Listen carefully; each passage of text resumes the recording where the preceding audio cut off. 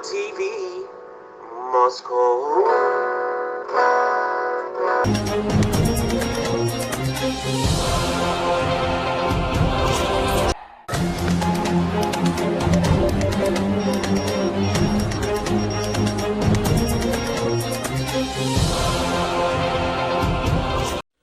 Merci de nous suivre partout à travers le monde, mesdames et messieurs. Bienvenue sur votre chaîne Global Télévision Moscou. Donc voilà, nous émettons à Moscou, la capitale de la Russie. Merci beaucoup. Toye lelo parce que ils ont un sujet moko, il y a assassinat. Oyo, tokosenga bongo d'abord mes condoléances na famille. Yandeko oasi kotika biso Dimitri. Na Bruxelles na Belgique et sali pasi mingi koyamba sangwana ya koyoka ke ezali mort moko naturel te ezali assassinat yango lelo biso toye na émission lelo poto éveiller peuple congolais na makambo oyo ezoleka surtout na Belgique toujours qui m'appelle ba ici biso était ezali première meurtre té à jeune congolais eza situation nini bukoyoka yango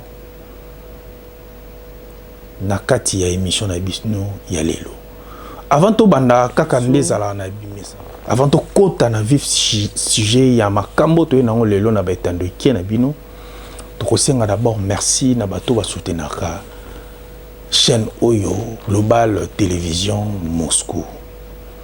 Bongo merci na Patrick Badibanga, le traumatiseur de Paris. To pesi bongo pe mbote na Debaïcha, Debs donc pourquoi pas à Marcel Kachina depuis Bordeaux et puis na Alpha Wakumpala na Belgique. Donc voilà, si j'ai oyo salibiso vraiment pas si mingi yango to enango to meka ko partager na bao ba ebité ba congolais baye ba monde entier bazobuma ba congolais na Beni et puis lisusu na poto ba congolais bazokufa kaka. D'abord pour nous kota vraiment na kati ya makambo itali assassinat wana ko yeba ko bimisa mutu asalaki acte wana donc osenga na ba congolais nyonso tout bazali veiller. De l'autre j'ai dit, je pense qu'ils ont mercredi prochain. Donc la semaine où tu vas Dimitri. Donc toujours senga vraiment na ba congolais nyon surtout vous la sensibiliser na Belgique on a s'il faut ça la marche.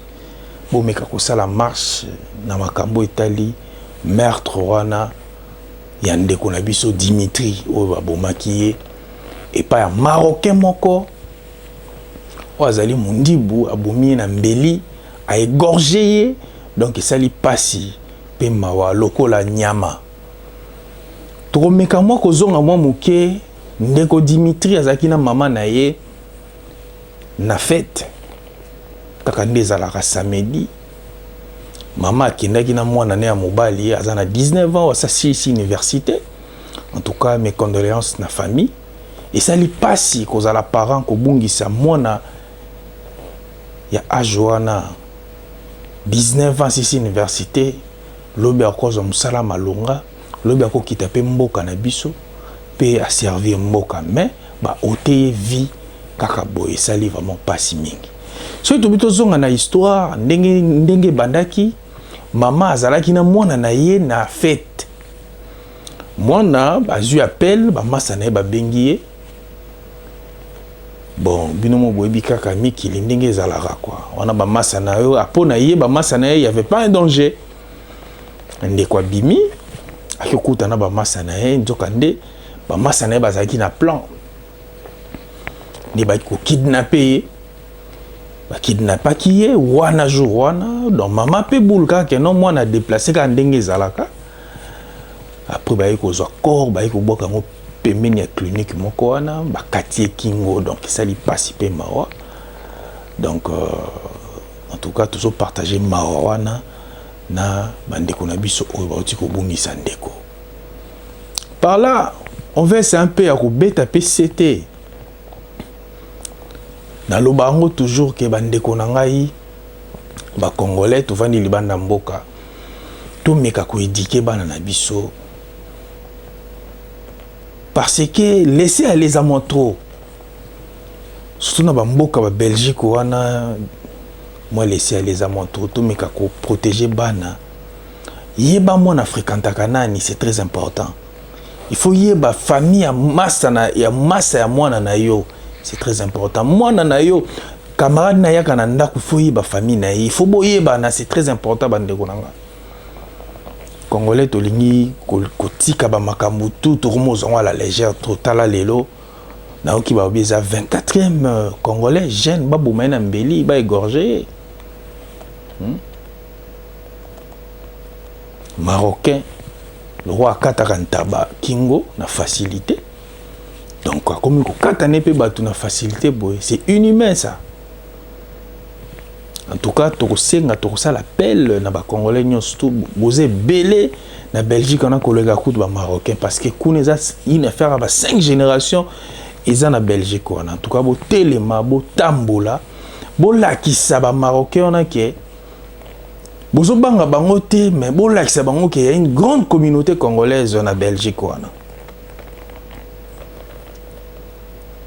En tout cas bo telema message ope na opesa ba combattant bokechu o telemela ka makambo mboka makambo ko telemela yango wana eso makambo ko bima ya ko sala marche yango wana bo sala ka marche te parce que eza musique ndeko beta ma wana bo bimi bino nyonso non. Totika ba divergence na biso nano ya makambo etali o nga muta IDPS nga muta kingani nga muta mingana na minute za mambo Congo. Totele mabino nyonso tu, totele mabiso nyonso tu, to kende to tambola bo kende ti na ministère ya justice ya Belgique wana pour justice ça la makambo na yango. En tout cas, toujours déplorer ba acte wana. Ba kanga ki moko ya bateau basalaki makambo wana mais ba misusu jusqu'à présent nanu bakangi bango te bo tambola siko po justice sala makambo na bango bakanga mutu asalaki wa ozaki acte wana ya kokata moninga na ekingo donc bo luka bo landela yango et ça très important.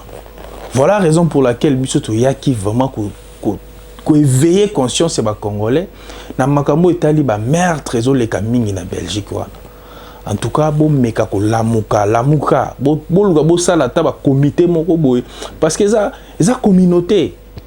Donc communauté ce qui structure ezate na mboka wana ba bavir wana ba nozala zala kaka. Bazo bo même so na beni puis na ba poto pe su ba mo bo mabiso. Donc congolais aza faiblesse. Congolais a faiblesse. Donc voilà, yango monito yaki vraiment na ba etandoike poto meka moko sembola makambo wana nyonso ya mabe ezoleka na bamboka oyo tovandi.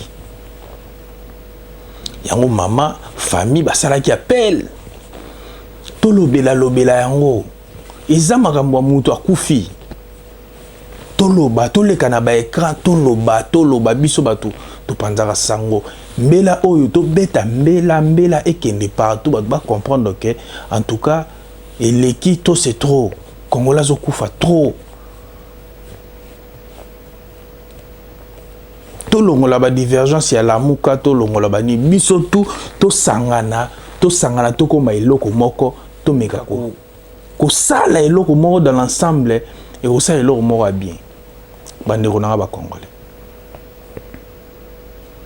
ezalaka kate ke soki boyoki en politique moi roya bosangani ezalaka kate soki concert obeta bosangani ezalaka kate soki kingani non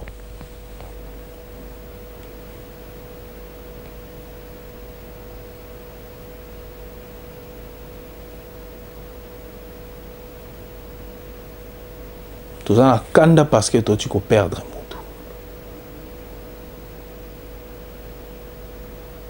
En tout cas, message nanga na ki nango vraiment lelo ezaki par rapport ya jeune garçon na kombo ya Mourad yende abomi Dimitri Donc boluka bosala ba panneau ata na longi tant bosala ba marche bosali ba panneau. S'il faut ça ba panneau, il faut faire de panneaux, bosali ba botie ba photo, il y a garçon na botamboli nango que c'est lui l'assassin babilo mo bon. C'est très important mes frères congolais. Tout tikano ba matu vi tout tikano ko ne ba makambo wana nyoso no kinga na salaki bobiso wana toke makambo ya ko telemela yango wana. En tout cas merci beaucoup message nanga ezaki yango wana to meka ko telemela makambo nyoso zo leka ba bavi ozo leka na Belgique wana to telemela bo landelango, c'est très important.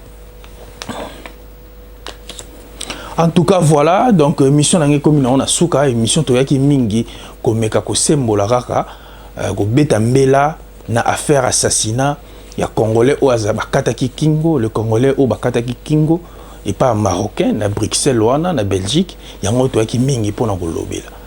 Biso lokwa to zala wana pona ko lobela makambo nyonso tout to défendaka toujours ba valeur to zala wana pona to lobela ba valeur.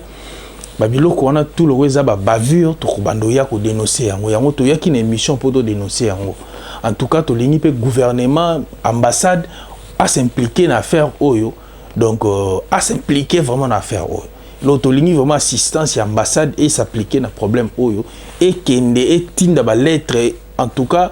Et puis bino moko peuple bino boza sur place bo tambola bo sala ba marche il faut bo sala ba panneau ba banderole bo bimiselo ngia garçon na il faut ba kangaye à ça la peine comme il faut. Donc merci beaucoup na sengi merci na batunyo surtout bazaki wana vraiment attentif oya kolanda ba émission na biso to kana ngopona ko dénoncer pe ba makamunyo surtout ezoleka mabe na communauté na biso et puis na mboka na biso. Donc merci beaucoup. Bon, tu es toujours connecté na Global Télévision Moscou, la chaîne promotionnelle. Donc, merci beaucoup. Bye bye.